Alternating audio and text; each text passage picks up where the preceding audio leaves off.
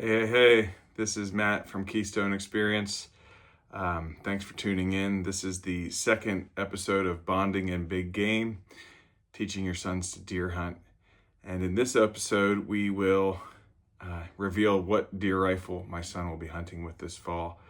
And we've already started shooting it, so we're excited to talk.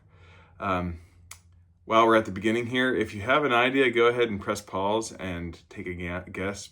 Put a comment in the chat section what rifle you think that we'll be using, perhaps even what grain bullet. So go ahead and drop that in the chat if you'd like. This is a Pennsylvania mentored youth hunt in the late October of 2026, and it's a couple day season, Thursday, Friday, Saturday, and so they can shoot antlerless deer and small buck that are not branch antlered. He will also be joining me on the regular firearms season as well. If you followed any of my other hunting videos, you know that we hunt the public land in northern Pennsylvania. This is big woods country, and it's very difficult hunting. It's difficult with one adult, let alone taking your son or daughter to hunt. And so it's not uncommon to hunt days without seeing deer. Northern Pennsylvania on the Allegheny Plateau, and it's really about the experience, being out there and spending time with your son or friends and having an adventure. Many of the tactics that Hal Blood and Big Wood Buck talks about, or Beau Martonik in East Meets West, really apply to our situations.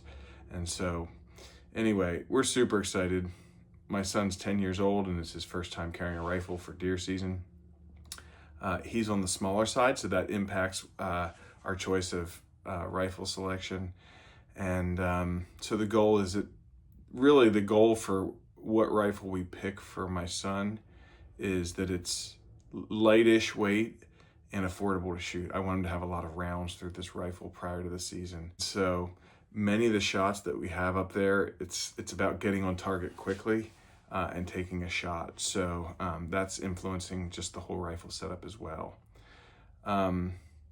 He's been practicing this summer and over the last winter. We have a couple acres here, and I'll send him out with 122 shell, and he'll walk up into the woods. And if he shoots a blackbird or a squirrel or a groundhog, he'll get another shot. So he's been really liking that.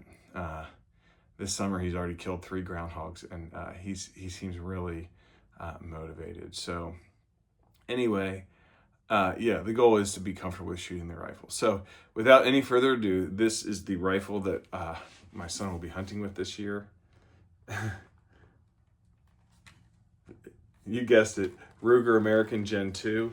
I'm left eye dominant, shoot left-handed, but we've removed the spacer for the stock, bolt action tang safety. One of the downsides with the Ruger is that the bolt is a little hard to operate. You'll see here that the standard Ruger-Americans come with a 10-round Vox magazine. You can see that can be hard to sort of carry the rifle with that.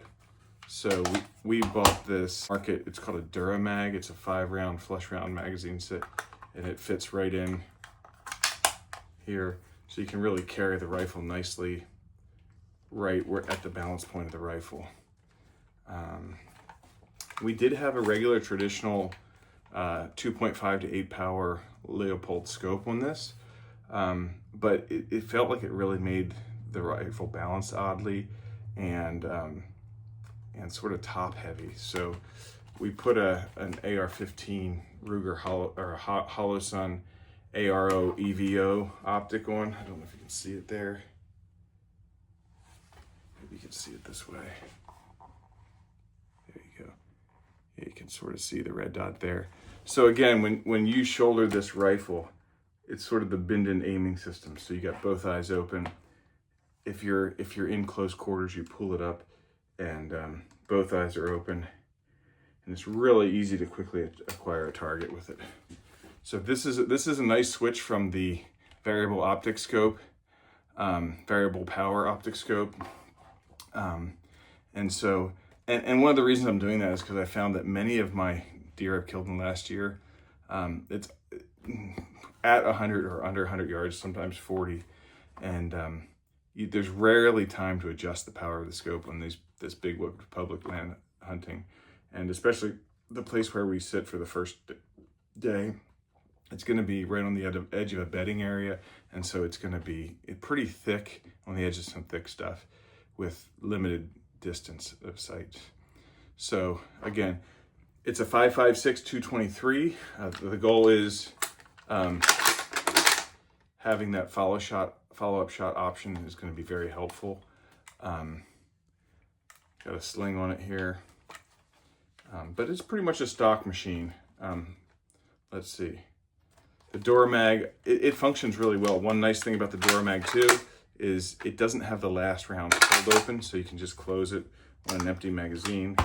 Whereas if you can't close it with the Magpul P-Mags.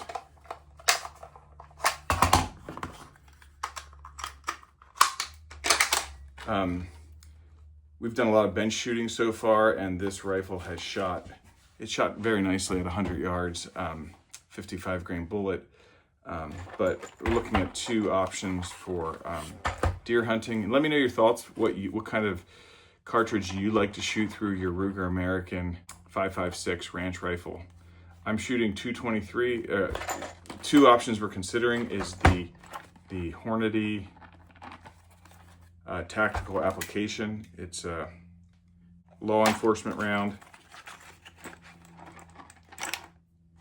It's got a lead nose, and it's a 60 grain bullet, so it has a little bit more mass to it.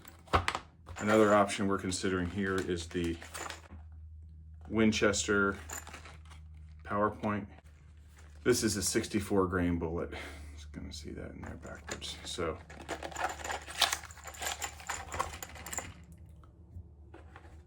here you can see the 2 side by side. Winchester, Hornady. We'll see how they shoot, which rifle they like best. But both good options. So yeah, right now my son has been doing a lot of bench shooting, and so the next step is having him walk through the woods, shoulder the rifle, and take 2 shots.